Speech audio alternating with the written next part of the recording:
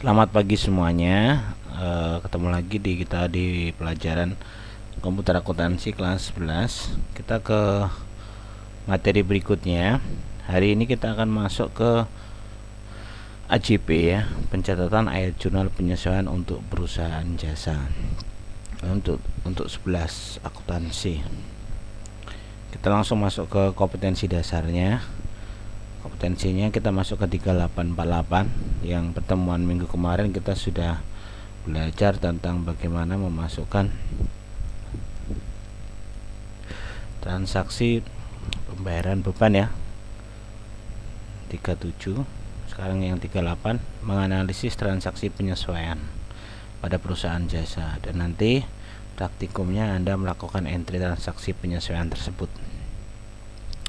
Indikatornya yang pertama tentunya Anda harus bisa menentukan transaksi penyesuaian pada perusahaan jasa. Yang kedua, Anda dapat menganalisis transaksi penyesuaian tersebut. Kemudian yang ketiga, Anda bisa menginput atau mengentry transaksi penyesuaian pada MAYOB, tentunya pada perusahaan jasa. Materi hari ini yaitu tentang AJP, transaksi penyesuaian pada perusahaan jasa. AJP itu apa sih sebenarnya? Mungkin Anda di akuntansi dasar dulu sudah pernah belajar, yaitu tentang AJP atau ayat jurnal penyesuaian. Ayat jurnal penyesuaian disebut juga atau bisa dikatakan sebagai ayat jurnal yang dibuat untuk menyesuaikan saldo-saldo rekening yang ada di neraca saldo menjadi saldo yang sebenarnya sampai dengan akhir periode akuntansi. Jadi setiap perusahaan kan pasti data perusahaan awal kita pasti memasukkan namanya neraca saldo awal, dan itu akan berubah ketika mengalami berbagai transaksi dalam periode akuntansi. Misalkan 1 bulan ya, di Desember 2015 misalkan. Di situ, nah setelah terpengaruh oleh beberapa transaksi, maka dia akan menjadi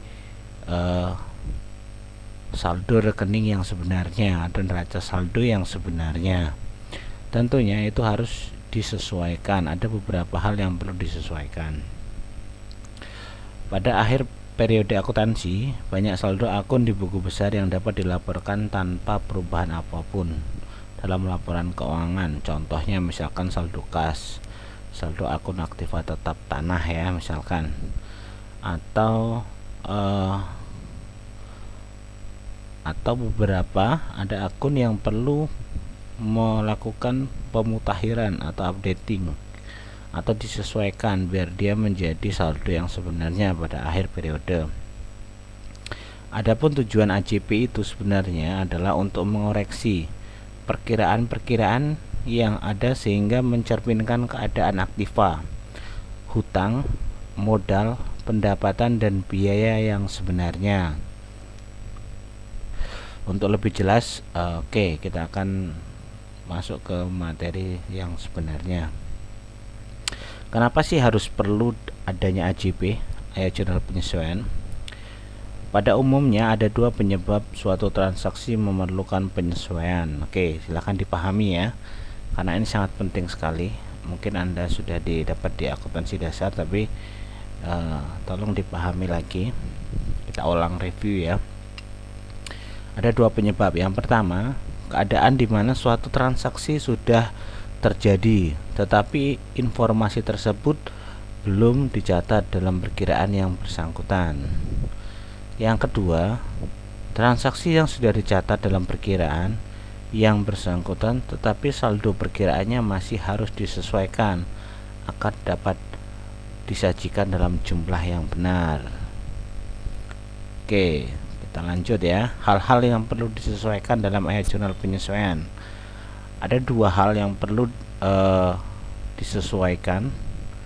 Yang pertama, ada dua kelompok besar ya. Yang pertama itu kelompok akun yang melibatkan penerimaan atau pengeluaran kas di awal. Penerimaan atau pengeluaran kas di awal. Kelompok yang pertama, saya ulangi, kelompok yang pertama penerimaan atau pengeluaran kas yang di awal. Contohnya, beban dibayar di muka ya. Biaya ini dibayar di muka dilakukan dengan dua cara, yaitu dicatat sebagai persekot biaya atau dicatat sebagai biaya. Pos ini awalnya dicatat sebagai aset karena kasnya telah dibayarkan, padahal jasa atau barangnya belum diterima. Ya, beban dibayar di muka. Misal dibayar semua di awal tahun untuk beban selama 1 tahun. Misalkan beban sewa ya, beban sewa itu biasanya kalau orang nyewa 1 tahun ya, tapi dia sudah dibayar di awal. Padahal jasa sewanya itu masih 1 tahun ke depan selesainya. Artinya dia bayarnya di awal, maka itu disebut beban dibayar di muka ya, bebannya dibayar dulu. Maka dia ditulis harus sebagai beban. Pendapatan dibayar di muka. Pendapatan diterima di muka dilakukan dengan dua cara, yaitu diakui sebagai hutang atau diakui sebagai pendapatan. Pos ini awalnya dicatat sebagai kewajiban. Kewajiban ini kemudian berubah menjadi pendapatan seiring dengan berlakunya waktu. Ini pendapatan dibayar di muka. Oke, ada dua ya, beban yang dibayar di muka dan pendapatan yang diterima di muka. Kelompok yang kedua itu melibatkan penerimaan atau pengeluaran kas yang dibayar di belakang. Kalau tadi ini yang dibayar di awal ya, kalau yang kedua itu dibayar di belakang. Contohnya piutang pendapatan. Piutang berarti orang punya hutang dengan kita ya. Pendapatan yang telah dihasilkan tapi belum dicatat akun pendapatan. Contohnya, imbalan jasa yang telah diberikan seseorang pengacara, namun belum ditagihkan ke kliennya pada akhir periode. Pendapatan yang Anda atau perusahaan diperoleh telah diberikan oleh pelanggan, akan tapi pelayanan belum diberikan, maka dibuatlah penyesuaian piutang pendapatan. Beban yang masih harus dibayar. Beban yang telah terjadi tapi belum dicatat di akun beban.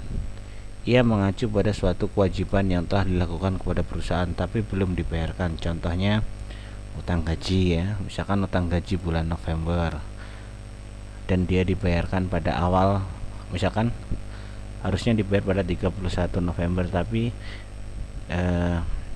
perusahaan membayarkan kepada karyawan pada tanggal 5 Desember misalkan, itu dicatat sebagai beban yang masih harus dibayar. Hal lain yang perlu dicatat dalam jurnal penyesuaian perusahaan jasa, kalau yang pertama tadi itu ada dua ya. Kelompok yang pertama itu penerimaan atau pengeluaran yang kas yang di awal. Penerimaan atau pengeluaran kas di awal. Yang kedua, penerimaan atau pengeluaran kas di belakang. Kemudian yang ketiga itu ada penyusutan aktiva tetap. Alokasi biaya diperoleh atau sebagian besar harga perolehan suatu aset tetap selama masa manfaat aset tersebut besar, nilai yang didapat disusutkan adalah selisih antara harga perolehan dengan nilai sisa, yaitu nilai aset tersebut pada akhir masa manfaatnya. Contoh misalkan akumulasi penyusutan gedung. Nah, di situ kan biasanya di neraca saldo awal kan biasanya ada ya penyusutan gedung berapa gedungnya, kemudian akumulasi penyusutan, dan di akhir periode misalkan akumulasi penyusutan gedung pada bulan Desember misalkan 5 juta. Nah, itu kan perlu sesuaikan di akhir periode. Yang kedua, kerugian piutang. Memperlihatkan kerugian yang aktual atas piutang yang tidak tertagih. Kerugian piutang misalkan seperti ini. Jadi orang punya hutang dengan kita, tetapi di masa periode itu harusnya dibayar tetapi belum dibayarkan oleh pelanggan. Artinya dia menjadi kerugian piutang bagi kita. Ya, dan itu pun harus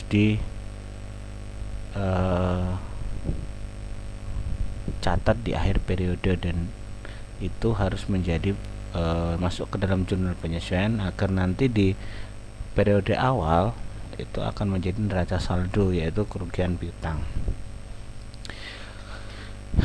Biaya pemakaian perlengkapan. Jadi perlengkapan yang sisa perlengkapan dalam suatu periode tersebut itu harus dicatat di akhir periode. Misalkan dalam neraca saldo awal, perlengkapan itu kan habis pakai ya, perlengkapan. Misalkan ya perlengkapan itu ya sabun, misalkan alat cuci, perlengkapan untuk nyuci, bahan-bahan rinso dan seterusnya, pembersih lantai. Pokoknya perlengkapan yang digunakan pada sebuah perusahaan jasa itu kan habis pakai. Misalkan di awal periode itu tercatat seluruh perlengkapan itu misalkan 5 juta, dan dalam periode akuntansi dalam 1 bulan itu, misalkan dari awal bulan dan sampai akhir bulan itu terpakai misalkan 3 juta, dan di akhir periode itu bagian perlengkapan itu membuat transaksi atau catatan untuk perusahaan bahwa data perlengkapan itu misalkan sisa perlengkapan misalkan 2 juta misalkan. Berarti nanti yang 2 juta itu harus dicatat sebagai saldo awal pada periode berikutnya, dan itu harus disesuaikan pada akhir periode untuk biaya pemakaian perlengkapan atau perlengkapan yang sudah dipakai dalam periode sebulan. Nanti contohnya ada di buku, nanti saya akan jelaskan dalam transaksinya bagaimana kita akan menginput. Kemudian kita lihat soal pada buku ya, cara mengentri transaksi penyesuaian pada sebuah perusahaan. Kalau di buku itu ada 4 jenis ya yang ada. Kita lihat di bukti memorial halaman 182. Itu yang pertama, itu tentang perlengkapan kantor ya. Perlengkapan kantor. Kemudian yang kedua itu adalah beban sewa. Kemudian yang ketiga, beban sewa itu tadi termasuk yang mana beban sewa ya? Beban sewa berarti masuk yang pertama ya, yang kelompok yang pertama ya. Penerimaan atau pengeluaran kas yang dibayar di awal, beban sewa. Beban air, telepon dan listrik. Beban air mengapa kok disesuaikan? Karena setiap bulan beban air, telepon dan listrik itu kan tidak sama ya. Setiap awal periode dia pasti akan berbeda, karena pemakaian air, telepon dan listrik itu kan tergantung dari perusahaan.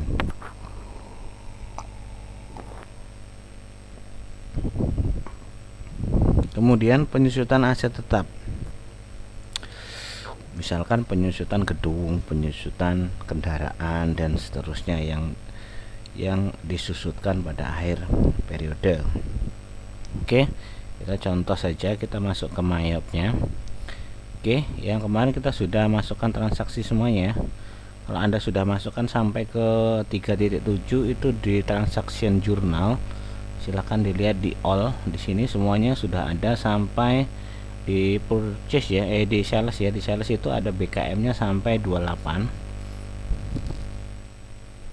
Kemudian di disbursement ya, di situ ada BKK-nya ada sampai ke 10 ya, 10. Jadi ada 38 transaksi kemarin. Kemudian kita akan masuk ke AJP yang pertama ya. Kita lihat di bukunya. Lihat di bukti memorial yang pertama. Di situ dapat dari staf akuntansi kepada staf akuntansi ya. Dari Dr. Laksmita Dewi bahwa data penyesuaian akhir periode saldo perlengkapan per 31 Desember 2015 sebesar 1.715.000.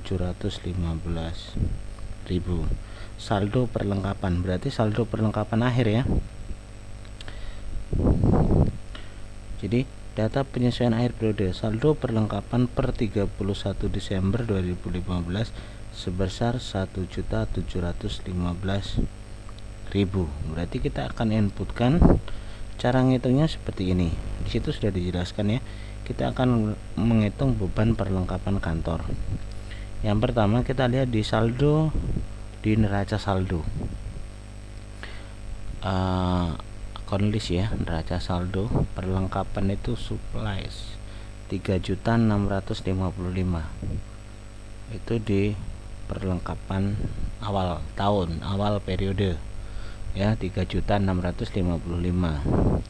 Kemudian di akhir periode bahwa saldo yang tercatat pada tanggal 31 Desember 2015 sebesar 1.715.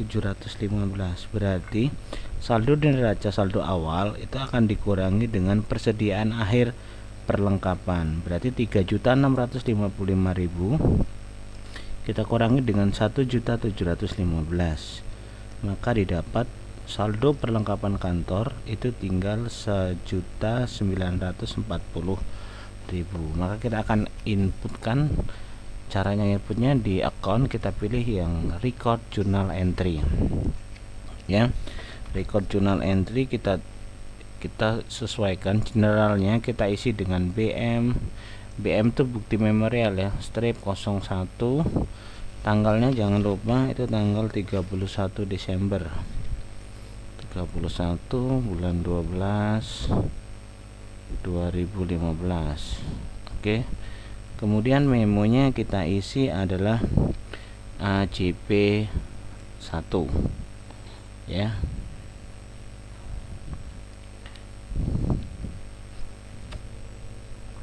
Kemudian kita isi di sini sebagai beban perlengkapannya itu adalah 6, kodenya 6.300. Kemudian kita masuk ke perlengkapan 400. Oke. Beban perlengkapannya kita isi 1 juta berapa tadi? Sisanya 1.940.000.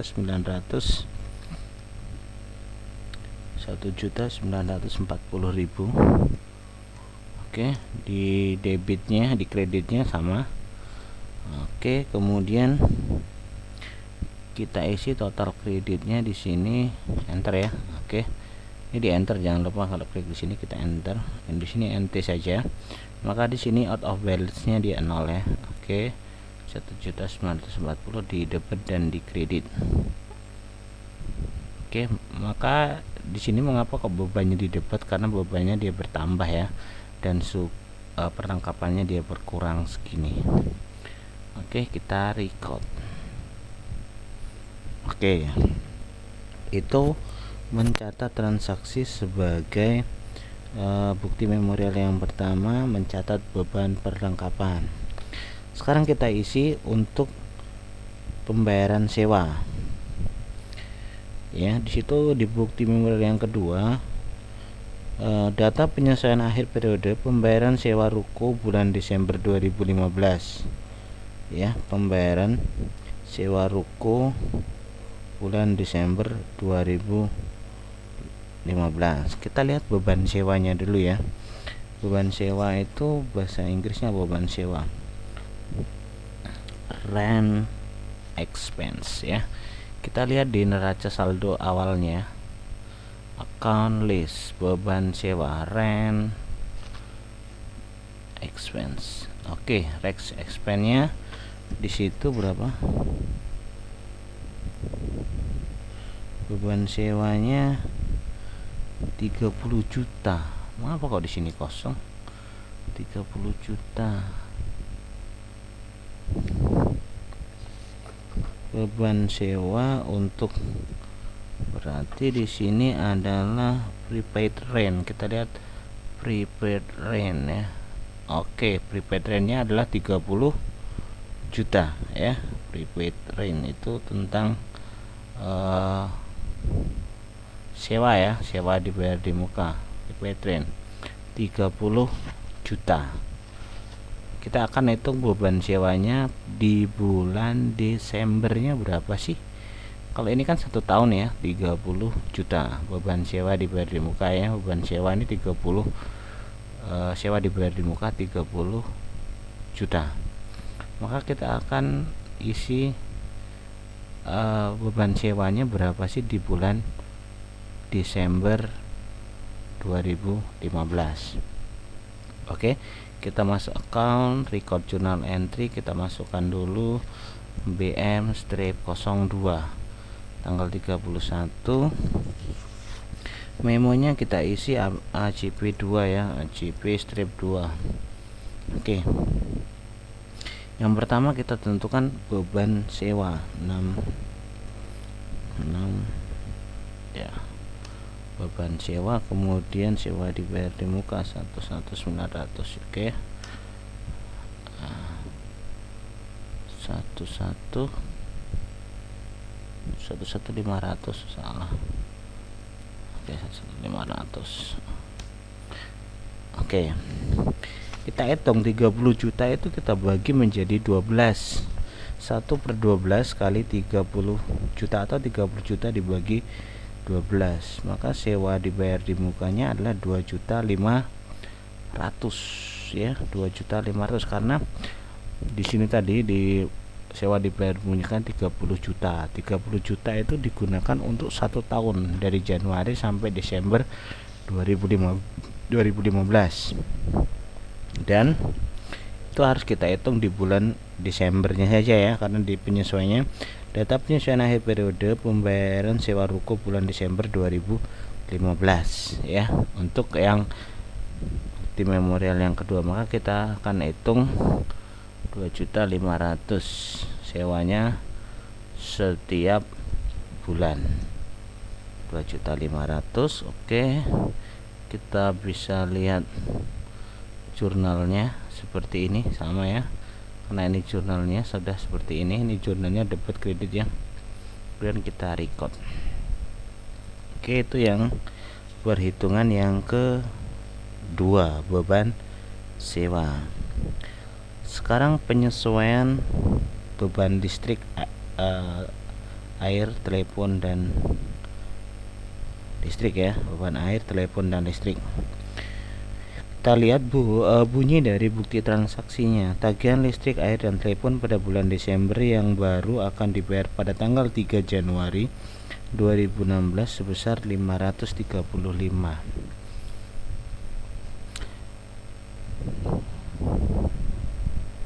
Oke, jadi beban air ini kan masih harus dibayar pada tanggal 3 Januari 2016, maka dia harus dibayar menjadi hutang ya, hutang, karena ini periodenya kan sampai tanggal 31 Desember. Di situ ada keterangan beban listrik, air, dan telepon bulan Desember yang baru akan dibayar pada tanggal 3 Januari sebesar 535.000.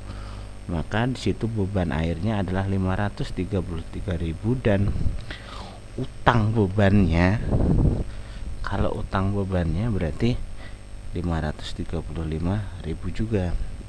Tetapi kalau di situ dia dibayar pada tanggal 31 Desember, misalkan dibayar secara cash, maka dia menggunakan cash in bank. Tergantung dari ini ya, tergantung dari transaksinya ya, bunyi transaksinya. Oke. BM strip 03 tanggal 31, kita isi memonya adalah AJP3, AJP-3. Di sini yang tentunya adalah beban air ya, beban air, telepon dan listrik. Kemudian di sini kita masukkan hutang beban. Hutang beban itu accrued expense ya, 21.200. Oke, kita masukkan 535.000. Oke, yang di sini juga sama, 535.000.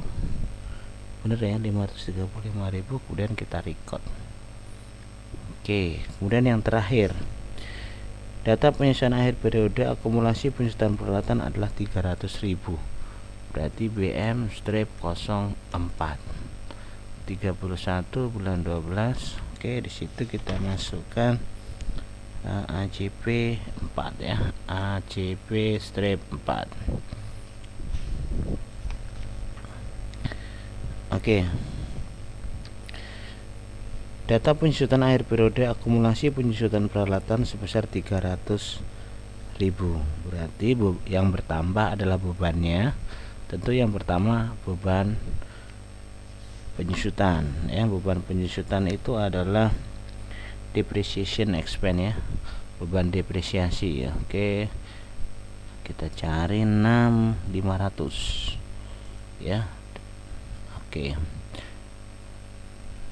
kemudian depreciation expense itu beban depresiasi itu biasanya digunakan untuk penyusutan. Oke, yang di sini adalah akumulasi penyusutan equipment itu adalah peralatan ya. Oke, equipment. Oke, di situ langsung kita tulis berapa yang disusutkan adalah 300.000. Oke, 300.000 di sini juga sama, enter 300.000. Sudah, kita record.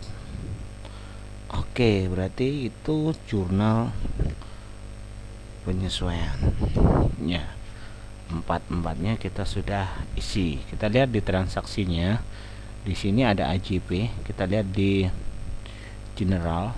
Di general itu di umum ya. Di sini ada AJP 1, AJP 2, AJP 3 dan AJP 4. Semuanya sudah masuk di situ. Jadi di rangkuman Anda bisa lihat di situ bahwa ayat jurnal penyesuaian memiliki pengertian debit dan kredit yang disesuaikan oleh bukti-bukti transaksi yang ada. Fungsi dari AJP ini untuk mengetahui nilai akun yang sesungguhnya, sehingga neraca saldo memperlihatkan saldo yang sebenarnya dari aset liability,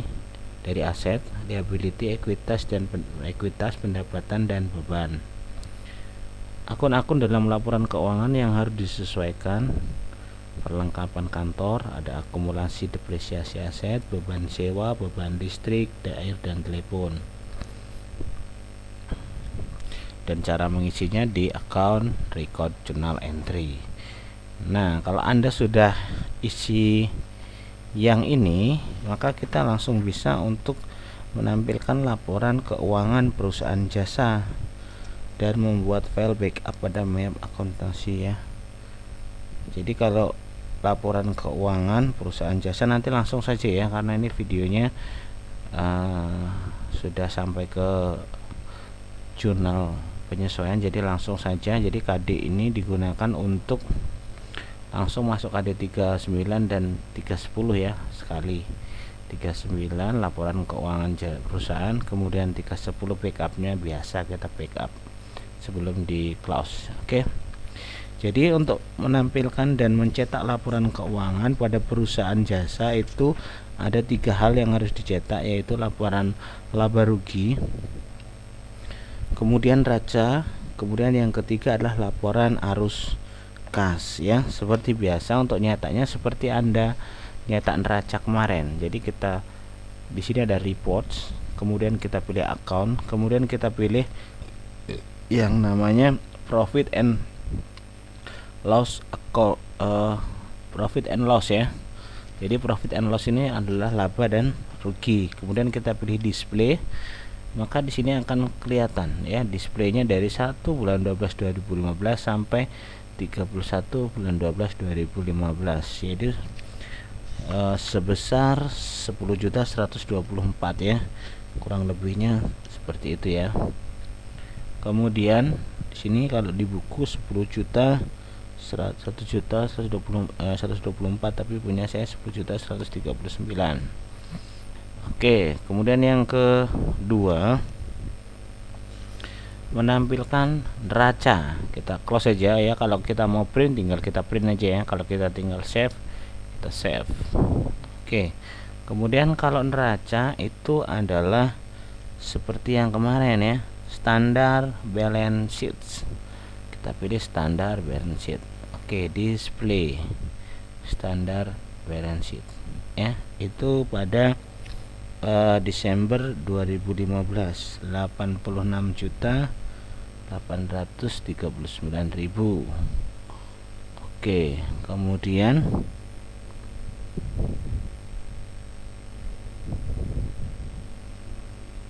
$79.200 sama Coronial Orling 10.124. Oke, kemudian yang ketiga adalah menampilkan arus kas. Arus kas itu adalah di sini tertulis statement of cash flow. Ya, kita cari ya. Arus kas. Kita cari untuk langsung saja, jadi tidak usah lama-lama. Kita di banking ya. Arus kas itu ada, kalau yang di neraca itu adalah di trial balance tadi di untuk neraca, kemudian profit and loss itu ada di untuk laba rugi, kemudian untuk arus kas itu di banking ya. Kemudian kita pilih statement of cash flow display ya. Oke, kalau arus kasnya sama di situ 33.218. Oke, itu untuk laporan keuangannya. Jadi ada 3, yaitu yang pertama laba rugi, yang kedua neraca, yang ketiga laporan arus kas. Silahkan Anda coba nanti. Kemudian kalau sudah selesai jangan lupa di backup file, backup ya, cek company file error ya, continue. Oke, no error, berarti di sini tidak ada yang error. Oke, kita save aja di situ, kita backup sampai selesai, dia akan masuk ke menu utama lagi ya. Jadi itu saja materi hari ini. Jadi tugas Anda nanti di rumah, silahkan buat video seperti yang saya buat ini, silahkan menurut Anda. Jadi KD nya langsung 3 ya. Kita penyesuaian, kita masuk ke evaluasi laporan keuangan, yaitu mencetak neraca, laba rugi, dan arus kas. Kemudian kita backup seperti yang barusan saya lakukan. Jadi 3 hal itu silahkan nanti Anda buat ya. Silahkan Anda buat di videonya, melanjutkan yang kemarin KD 37. Jadi yang sekarang 38, 39, dan 310. Nah, setelah ini untuk minggu depan nanti kita akan bahas sekali lagi ya, kita akan bahas sekali lagi untuk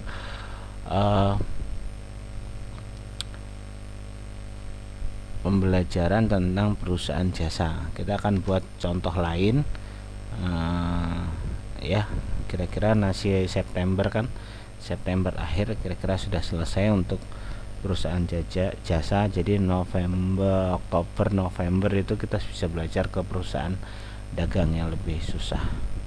Oke, itu saja yang dapat Bapak sampaikan hari ini ya. Selamat belajar untuk menginput data penyesuaian, kemudian mencetak laporan keuangan yang berupa laporan rugi laba, neraca, dan arus kas. Kemudian di backup jangan lupa, dan semoga Anda bisa melakukan di rumah sambil lihat buku. Anda bisa juga lihat referensi dari lain, YouTube atau dari web lain di media elektronik. Silahkan Anda cari untuk menambah wawasan Anda. Dan minggu depan kita akan mulai di contoh perusahaan jasa yang baru. Oke, terima kasih, selamat pagi, salam sehat, tetap jaga kesehatan, dan selamat pagi.